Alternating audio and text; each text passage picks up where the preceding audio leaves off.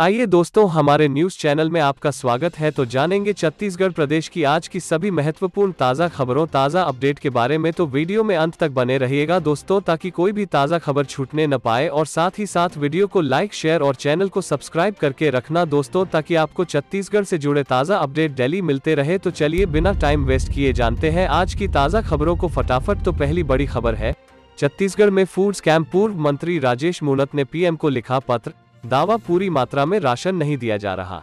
खाद्य मंत्री बोले, मूणत को पता ही नहीं क्या कह रहे हैं। छत्तीसगढ़ सरकार पर खाद्यान्न घोटाले का आरोप लगा है। पूर्ववर्ती भाजपा सरकार में मंत्री रहे प्रदेश भाजपा के प्रवक्ता राजेश मूणत ने प्रधानमंत्री नरेंद्र मोदी को पत्र लिखा है। इसमें राज्य सरकार पर निःशुल्क खाद्यान्न वितरण नहीं करने का आरोप लगाया है। मूणत ने मामले की जांच की मांग की है। जवाब में प्रदेश के खाद्य मंत्री अमरजीत भगत ने इसे बेबुनियाद बताया है। उन्होंने कहा, राजेश मूणत को नहीं पता कि वो क्या कह रहे हैं। प्रधानमंत्री नरेंद्र मोदी को लिखे पत्र में राजेश मूणत ने कहा है, केंद्र सरकार ने खाद्य सुरक्षा कानून के तहत छत्तीसगढ़ को 2,07,70 मीट्रिक टन खाद्यान्न आवंटित किया। यह खाद्यान्न अंत्योदय और प्राथमिकता राशन कार्ड वालों को निःशुल्क दिया जाना था, लेकिन छत्तीसगढ़ सरकार ने ऐसे लोगों को राशन की पूरी मात्रा दी ही नहीं। कम मात्रा में खाद्यान्न मिलने की शिकायत लगातार मिल रही है। यह शेष अनाज कहां जा रहा है, यह जांच का विषय है।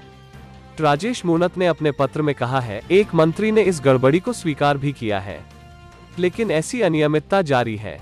केंद्र सरकार ने निःशुल्क चावल दीपावली तक देने की घोषणा की हुई है। यहां उसे भी अंतिम लाभार्थी तक पहुंचने दिया जाएगा, उसमें अभी संदेह है। मूणत ने प्रधानमंत्री से खाद्य सुरक्षा कानून के तहत कथित गड़बड़ी की उच्च स्तरीय जांच की मांग की है।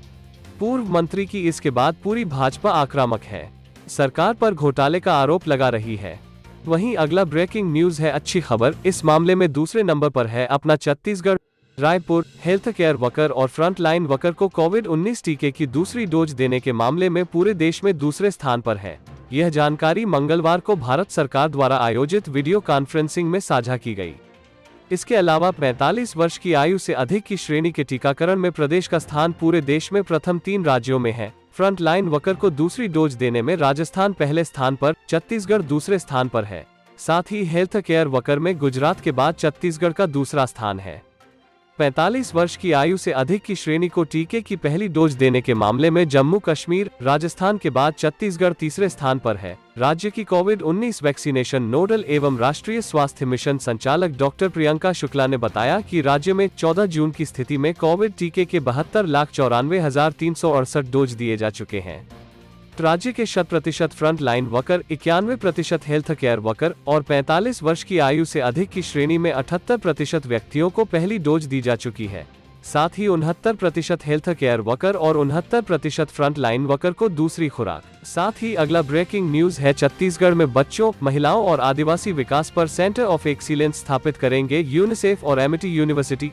छत्तीसगढ़ में बच्चों, महिलाओं और आदिवासी विकास पर सेंटर ऑफ एक्सीलेंस स्थापित करने के लिए यूनिसेफ और एमिटी विश्वविद्यालय छत्तीसगढ़ AUC ने आज MOU पर हस्ताक्षर किए। यह सेंटर छत्तीसगढ़ में बाल स्वास्थ्य, शिक्षा, पोषण, साफ पानी, स्वच्छता में सुधार और बच्चों की सुरक्षा सुनिश्चित करने के लिए तकनीकी ज्ञान को बढ़ावा देने और संस्थानों कर्मियों की क्षमता निर्माण करने में मदद करेगा। यूनिसेफ छत्तीसगढ़ के प्रमुख जॉब जक्रिया ने कहा कि एमिटी यूनिवर्सिटी के साथ इस साझेदारी से हमें नवाचारों, इंक्यूबेशन सेंटर्स, स्टार्टअप और बिग डेटा एनालिटिक्स के जरिए चुनौतियों का समाधान करने और लोगों के जीवन में, खासकर आदिवासी क्षेत्रों में, सकारात्मक बदलाव लाने में मदद मिलेगी। इस साझेदारी के माध्यम से छत्तीसगढ़ सरकार के कार्यक्रमों की योजना और निगरानी में सहायता प्रदान की जाएगी।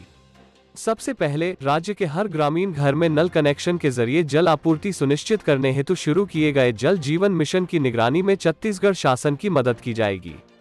MOU के तहत युवा सशक्तिकरण और युवाओं के कौशल विकास के क्षेत्र में भी प्रयास किए जाएंगे। इसी के साथ अगला ब्रेकिंग न्यूज है, धमतरी जिले के नगरी ब्लॉक के वनांचलों इलाकों 1000 रू किलो की बोड़ा सब्जी। छत्तीसगढ़ के बाजारों में स्वादिष्ट बोड़ा उपलब्ध। धमतरी जिले के नगरी ब्लॉक के वनांचलों इलाकों में अब स्वादिष्ट बोड़ा की बाजार में आवक शुरू हो गई है। बोड़ा की स्वादिष्ट सब्जी बनाई जाती है, जो काफी पौष्टिक होती है, जिसके कारण इसकी मांग और कीमत हमेशा अधिक होती है। बोड़ा साल वनों की खूबी है। बता दें कि बोड़ा जमीन के अंदर होता है और यह सिर्फ साल पेड़ के नीचे पाया जाता है। फफूंद प्रजाति की इस सब्जी के लजीज स्वाद के लोग दीवाने हैं। नगरी के वंचाल में रहने वाले ग्रामीणों के लिए यह तेंदुपत्ता और महुआ के बाद जीवनोपार्जन का मुख्य जरिया भी है। बारिश के मौसम की शुरुआत के साथ बोड़ा के बाजार में आने का सिलसिला शुरू हो गया है। इस समय इसकी कीमत 1000 रुपये प्रति किलो से अधिक हो चुकी है। बारिश में इसकी पैदावार काफी होती है और आदिवासी इसे वनों से इकट्ठा करके बाजार में बेचते हैं। बारिश में करीब 2 से ढाई महीने तक इसकी आवक रहती है। नगरी ब्लॉक के आसपास के वंचाल इलाकों के गांवों में यह बहुतायत में मिलता है, क्योंकि यहां पर साल के पेड़ों की भरमार है। इसकी पैदावार बस्तर में अधिक होती है, जहां से इसे रायपुर सहित अन्य जिलों में भेजा जाता है। बारिश के दिनों में एक प्रकार से यह आदिवासियों की आय का एक प्रमुख साधन है। अगली बड़ी खबर है पूर्व मंत्री बृजमोहन अग्रवाल का बड़ा बयान, कहा कांग्रेस के प्रशिक्षण शिविर में सिखाई जाती है माफियागिरी। रायपुर। छत्तीसगढ़ कांग्रेस का मंगलवार को राजीव भवन में प्रशिक्षण शिविर हुआ है। इस लेकर बीजेपी के पूर्व मंत्री बृजमोहन अग्रवाल ने कहा कि हमारी शुभकामनाएं हैं कांग्रेस का बंटाधार करने के लिए अच्छा प्रशिक्षण मिले। हमें मालूम है कि कांग्रेस के प्रशिक्षण में क्या होता है। कांग्रेस के प्रशिक्षण में रेत की कैसे माफियागिरी करना चाहिए, शराब की माफियागिरी कैसे होती है, ड्रग्स की कैसे माफियागिरी होती है, जमीनों पर कब्जे की कैसे माफियागिरी होती है, धान की माफियागिरी कैसे होती है। अभी तो सत्ता में आने के बाद कांग्रेसी कार्यकर्ता इसी काम में लगे हुए हैं। निगम मंडल में नियुक्ति को लेकर मुख्यमंत्री के बयान पर पूर्व मंत्री बृजमोहन अग्रवाल ने कहा कि पीएल पुनिया और मुख्यमंत्री भूपेश बघेल पहले डिसाइड कर लें। 2 साल से इंतजार कर रहे हैं कांग्रेस के कार्यकर्ताओं को, अभी और कितना दिन इंतजार करना पड़ेगा, यह आपस में तय कर लें। साथ ही अगला ब्रेकिंग न्यूज है, कोरोना देश में बीते दिन 59,958 केस आए, 2,732 मौतें और 1.17 लाख ठीक भी हुए। नए संक्रमितों का आंकड़ा पिछले 76 दिनों में सबसे कम। देश में सोमवार को कोरोना के 59,958 संक्रमितों की पहचान हुई। यह आंकड़ा पिछले 76 दिनों में सबसे कम है। इससे पहले 30 अप्रैल को 53,237 लोगों की कोरोना रिपोर्ट पॉजिटिव आई थी। हालांकि कोरोना से होने वाली मौतों ने अब भी चिंता बढ़ा रखी है। देश में पिछले 24 घंटे में 2,732 संक्रमितों ने जान गंवाई। हालांकि थोड़ी राहत देने वाली बात यह है कि इस दौरान 1,17,232 लाख मरीज ठीक हो गए। इस तरह एक्टिव केस यानी इलाज करा रहे मरीजों की संख्या में 60,056 की कमी हुई। नेक्स्ट अपडेट है, वन मंत्री अकबर ने मुख्यमंत्री वृक्षारोपण प्रोत्साहन योजना का बेहतर क्रियान्वयन करने अधिकारियों को दिए निर्देश। छत्तीसगढ़ में वृक्षारोपण कार्य को अधिक से अधिक प्रोत्साहित करने के लिए 1 जून 2021 से मुख्यमंत्री वृक्षारोपण प्रोत्साहन योजना शुरू की गई है। इसमें छत्तीसगढ़ राज्य के सभी नागरिक निजी भूमि की उपलब्धता अनुसार और सभी ग्राम पंचायतों एवं संयुक्त वन प्रबंधन समितियां योजना का लाभ लेने के लिए पात्र होंगे। वन एवं जलवायु परिवर्तन मंत्री मोहम्मद अकबर ने कल बैठक में मुख्यमंत्री वृक्षारोपण प्रोत्साहन योजना के बेहतर क्रियान्वयन के संबंध में विभागीय अधिकारियों को आवश्यक निर्देश दिए। उन्होंने इस दौरान कैंप के तहत निर्माणाधीन कार्यों को भी शीघ्र पूर्ण करने के लिए निर्देशित किया। वन एवं जलवायु परिवर्तन मंत्री अकबर ने बताया कि योजना का मुख्य उद्देश्य राज्य में वृक्षारोपण को अधिक से अधिक प्रोत्साहित करना है, साथ ही पर्यावरण में सुधार लाकर जलवायु परिवर्तन के विपरीत प्रभावों को कम करना है। इसमें निजी क्षेत्र, कृषकों, शासकीय विभागों और ग्राम पंचायतों को भूमि पर इमारती, गैर इमारती प्रजातियों के वाणिज्यिक औद्योगिक वृक्षारोपण को प्रोत्साहित किया जा रहा है। इसी तरह कृषकों की आय में वृक्षारोपण के माध्यम से वृद्धि करते हुए उनके आर्थिक सामाजिक स्तर में सुधार लाना है। अगली खबर है, डॉक्टरों ने मांगी सुरक्षा, प्रधानमंत्री को लिखा, एक अस्वस्थ समाज अस्वस्थ देश का निर्माण करता है, यह भविष्य के लिए घातक। राज्यपाल को पत्र सौंपकर सुरक्षा की मांग की। कोरोना काल में कई शारीरिक वैचारिक हमलों से जूझ रहे डॉक्टरों के संगठन इंडियन मेडिकल एसोसिएशन की छत्तीसगढ़ इकाई ने कल राज्यपाल अनुसुईया उइके से मुलाकात की। इस दौरान उन्होंने प्रधानमंत्री नरेंद्र मोदी को संबोधित एक पत्र सौंपा।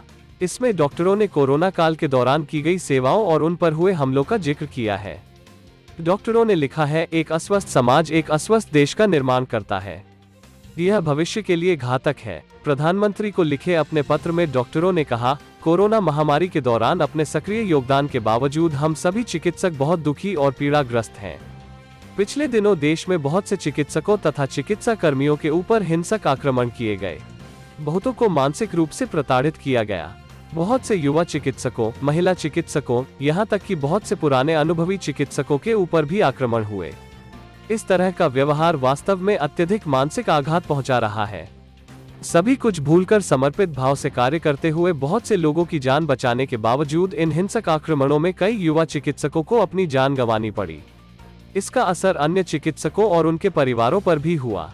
अगला अपडेट है, छत्तीसगढ़ में जल्द शुरू होगी पर्वतारोहण अकादमी। भूपेश बघेल।